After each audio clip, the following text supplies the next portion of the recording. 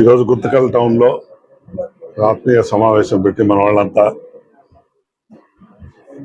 నన్ను రమ్మంటే ఇక్కడికి వచ్చాను. ఈ రాష్ట్రంలో ఉన్న పరిస్థితులు,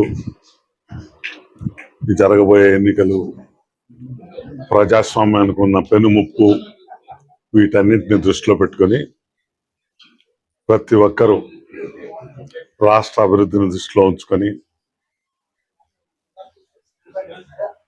ఒక దృఢమైన, పటిష్టవంతమైన, ఎక్స్పీరియన్స్డ్ లీడర్షిప్ కావాలని ప్రజలు ఆల్రెడీ కోనుకుంటున్నారు. ప్రజల మనోభావాల్లో అయితే ఆల్రెడీ ఒక డెసిషన్కి వచ్చారు. కాకపోతే మనం ప్రతి ఒక్కరూ ఓటర్లు చైతన్యపరిచి దుష్ట పరిపాలన ఇక్కడి నుంచి సాగనంపి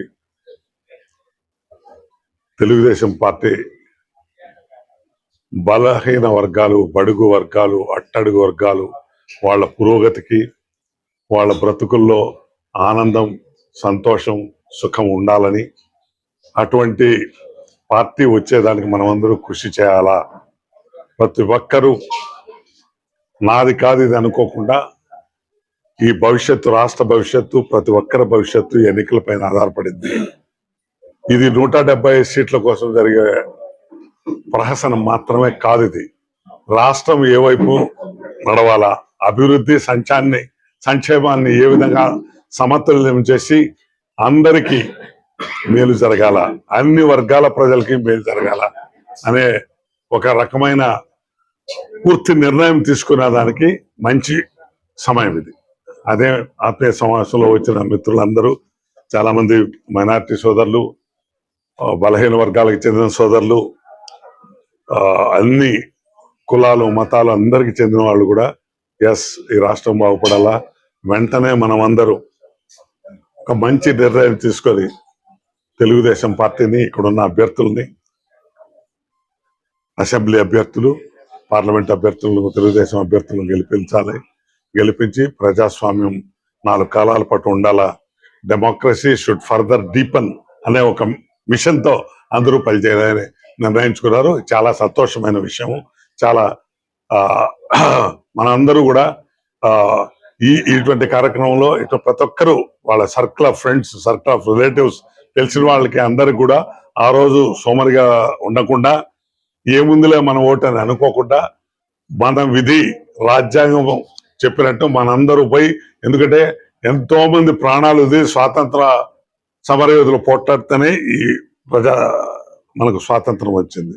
అందుకని మనము 18వ తేదీ జరిగే ఎలక్షన్లో ప్రతి ఒక్కరూ పోలింగ్ బూత్కి వెళ్ళి మన ఓటును వేసి ప్రజాస్వామ్యాన్ని గెలిపించుకొని తెలుగుదేశం పార్టీకి అఖండ విజయం లభించేలా అందరూ ఓటు వేయాలని నేను కూడా వాళ్ళందరికీ అప్పీల్ చేశాను.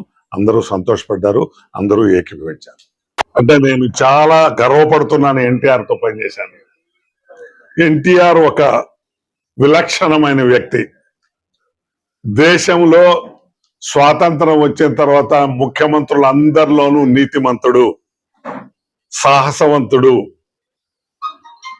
బలహీన వర్గాలకు నిజమైన స్వాతంత్రం వచ్చేలా వాళ్ళకు మండల్ సిస్టమ్ తెచ్చి వాళ్ళందరినీ ఈరోజు అన్ని పార్టీలలో ఇంతమంది బలహీన వర్గాల నాయకులు తయారైతారంటే ఈ మండల వ్యవస్థ ద్వారా రిజర్వేషన్ పెట్టి, అంటే ఊరికే చెప్పడమే కాదు, ప్రీచ్ చేయడం కాదు, ప్రాక్టీస్ చేసి చూపించిన వ్యక్తి, విలక్షణమైన వ్యక్తి ఎన్టీఆర్.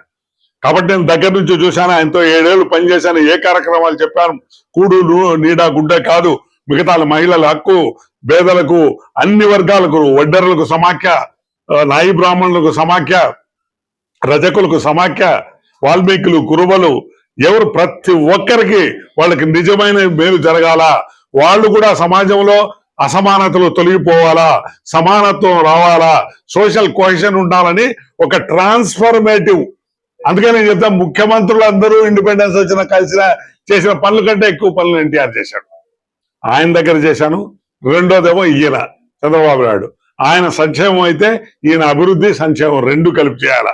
21వ శతాబ్దంలోకి ఏ విధంగా మనము ఈ రాష్ట్రాన్ని ముందుకు తీసుకుపోవాలా, ఇండియాలో భారతదేశంలో ప్రథమ స్థానంలో ఆంధ్రప్రదేశ్ ఏ విధంగా ఉంచాలా, అదే కాకుండా ప్రపంచ దేశాల్లో ఎక్కడికంటే best of the best countries తో మనం అంత ముందుకు పోవాలా. మన యువతకు అటువంటి లక్షణాలు ఉన్నాయి, వాళ్ళు తెలివి ఉంది, మేధస్సు ఉంది, పుష్టి ఉంది, తుష్టి ఉంది. కాబట్టి మనం అవకాశాలు కల్పిస్తే ఏ ఒక్కరికి తీసిపోరు. కాబట్టి అటువంటి అవకాశాలు 21వ శతాబ్దంలో కల్పించాలనే వైద్య విద్యారంగంలో ఎవ్వరు చేయనివి. ఇప్పుడు ట్రాన్స్ఫర్మేషన్ టెక్నాలజీ వస్తుంది, ఇప్పుడు ఆర్టిఫిషియల్ ఇంటెలిజెన్స్ ఎక్కడో పోతున్నాయి. ఇవన్నీ 20 ఏళ్ల ముందే ఊహించాడు ఆయన. స్కిల్ డెవలప్మెంట్ కు ప్రత్యేకంగా పెట్టాడు. ఎన్నో చేస్తే ఈ దుర్మార్గులు దుస్తులు ఏదో జరిగిందని ఏడ్పులు, పెడబొబ్బులు, రంకెలు అన్ని అబద్ధాలే. దగాకోర్తనం, నోరు తెరిస్తే అబద్ధం, మురికి రాజకీయాలు, ముఠా రాజకీయాలు, అవన్నీ తెలుగుదేశం పార్టీ కాదు. తెలుగుదేశం క్రిస్టల్ క్లియర్ గా ఎన్టీఆర్ నాయకత్వంలో పుట్టిన తెలుగుదేశం బలహీన వర్గాలు, ఎస్సీలు, ఎస్టీలు, మైనారిటీల అభ్యుదికే తోడ్పడింది. మహిళలకు ప్రత్యేకమైన హక్కులు కల్పించి మహిళా యూనివర్సిటీ ప్రత్యేకంగా పెట్టి, ఎన్టీఆర్ హెల్త్ యూనివర్సిటీ ప్రత్యేకంగా పెట్టి, దేశంలో ఎవ్వరూ చేయనటువంటి కొత్త కొత్త విధానాలు, ఐఏఎస్, ఐపీఎస్, ఆర్పీఎస్ కంటే ఎన్టీఆర్ ఒరిజినల్ మైండ్, ఎవరితో చెప్పిన మైండ్ కాదండి. ఆయనవన్నీ ఫ్రెష్ ఐడియాస్, మావన్నీ బ్యూరోక్రాట్స్ అన్నీ ఆల్రెడీ ఉన్నాయి అనుకుంటారా. వాళ్ళేదో చెప్తే కాదు, వాళ్ళకే దశ దిశ నిర్దేశించే ఫర్టైల్ మైండ్ ఎన్టీఆర్. గొప్ప వ్యక్తి, విలక్షణమైన వ్యక్తి.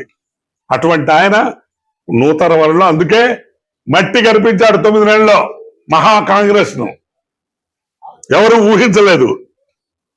ఆ శక్తి, యుక్తి, దృఢమైన సంకల్పం, కార్యదీక్షత, పట్టుదల, అన్నిటికంటే మంచి క్రమశిక్షణ. ఈ పిల్లలు, ఇప్పుడుండే యువత తెలుగుదేశం నాయకులు, తెలుగుదేశం అభిప్రాయ నాయకుడు అంటే ఎన్టీఆర్, చంద్రబాబును చూసి నేర్చుకోవాల్సినవి చాలా ఉన్నాయి. ఎందుకంటే చంద్రబాబు గాని ఎన్టీఆర్ గాని పెద్ద ఆయన ఎప్పుడు దేశ ప్రగతి, బీదవాళ్ళలో ఉత్సాహం ఏ విధంగా నింపాలా, వాళ్ళకి బ్రతుకులు కాంతి నింపాలా, అందుకు ఈ 30-40 ఏళ్ళు ముందు ఆలోచించేసి ఒక విజన్ లీడర్. ఎందుకంటే 20-30 ఏళ్ళు దేశం కంటే ముందే చేశాడు చంద్రబాబు, ఆలోచన చేశాడు. అటువంటి ఎక్స్పీరియన్స్ నాయకుడు ఇప్పుడు కావాలి మనకు.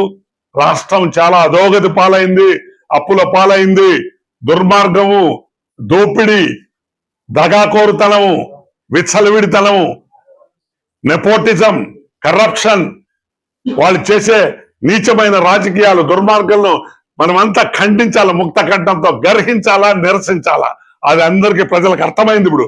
అందుకనే వాళ్ళు ఒక డెసిషన్ తీసుకున్నారు, తెలుగుదేశం పార్టీని గెలిపించాలా అని ఒక డెసిషన్ తీసుకొని 13వ తేదీ వాళ్ళంతా మొత్తం కూకటి వేళ్లతో పెకలించి ప్రజాస్వామ్య రాజ్యాన్ని తీసుకొస్తారు.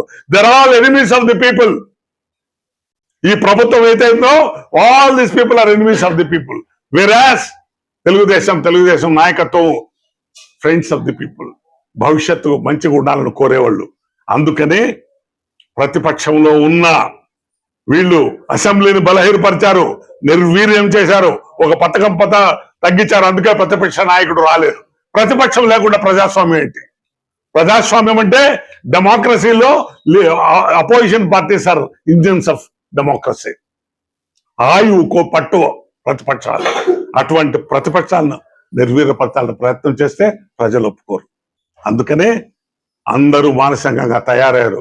ఇక్కడ ఉండే ప్రజలు, మిగతా వాళ్ళ నాయకులందరూ కూడా ఎస్, ఈ రాష్ట్రాన్ని కాపాడాల, ఈ రాష్ట్రాన్ని అభివృద్ధి పథంలో నడిపించాలా, ఈ రాష్ట్రంలో బలహీన వర్గాలు పైకి రావాలా, వాళ్లకు, వాళ్ళ పిల్లలకు, వాళ్ళ మనవలు, మునిమనవలు కూడా ఒక మంచి జరగాల, అసమానతలు తొలగించాలా, బీదరికం పోవాలా, ఉన్నవాడికే అన్ని అవకాశాలు కాకుండా ప్రతి ఒక్కరికి అవకాశం ఇవ్వాలని సంకల్పించే నాయకత్వం ఉన్న పార్టీ తెలుగుదేశం పార్టీ. అందుకనే ప్రతి ఒక్కరూ గుంటకల్లో కానీ, అసెంబ్లీకి కానీ, పార్లమెంటుకు కానీ తెలుగుదేశం అభ్యర్థులు గెలిపించి అఖండమైన మెజార్టీతో గెలిపించి ఒక క్లియర్ సందేశం ఇవ్వాల. మంచిని కోరే వాళ్ళని ప్రజలు ప్రోత్సహిస్తారు, ప్రజలు పట్టం కట్టారు, ప్రజలు పూలమాల వేస్తారు అనే ఒక సందేశం చేసేకి ప్రజలు సన్నిధులై ఉన్నారు అని నేను వాళ్ళ ముఖ కవలికలను చదివాను, వాళ్ళ మనోగతాన్ని గుర్తించాను. అందుకే చెప్తున్నా. Thank you.